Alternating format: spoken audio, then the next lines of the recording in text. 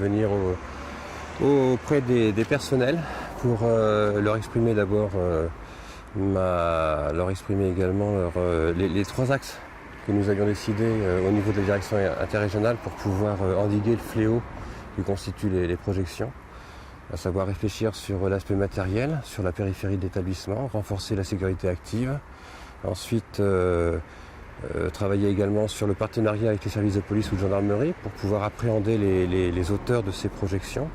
Et puis également leur dire que j'étais très attentif également à la réponse pénale qui allait être donnée après l'interpellation des deux personnes ce week-end. Je profite également de l'occasion pour réaffirmer que ce sont des infractions pénales qui sont punies par l'article 435-34 du Code pénal et qui punit d'1 an d'emprisonnement et de 15 000 € d'amende. Le fait de rentrer sur une enceinte pénitentiaire, le fait de projeter tout objet et le fait également d'avoir ce que l'on appelle des parloirs sauvages. Comment est-ce qu'on peut expliquer ces faits, justement ? Je ne les explique pas. Ce que je cherche, c'est à les endiguer, à faire en sorte qu'il y en ait de moins en moins. Faire en sorte également que il faut bien être conscient également que lorsque l'on projette de tels objets, on participe également à une certaine volonté de voir à l'intérieur des établissements du trafic.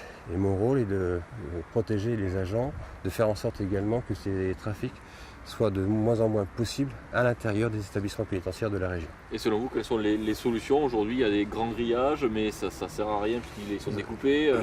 Comment vous allez juguler tout ça ? C'est les trois axes que je viens de citer. Techniquement, techniquement, ça va se faire par des opérations immobilières dans les mois qui viennent, parce que ce sont des opérations d'envergure qui sont relativement coûteuses et qui se font parfois sur plusieurs années. Un travail de partenariat, comme je l'ai dit à l'instant, avec les services de police ou de gendarmerie pour pouvoir effectuer une répression. Et puis également un travail avec nos partenaires de la justice, à savoir les autorités judiciaires, pour qu'une réponse adaptée soit apportée à ces faits délictueux.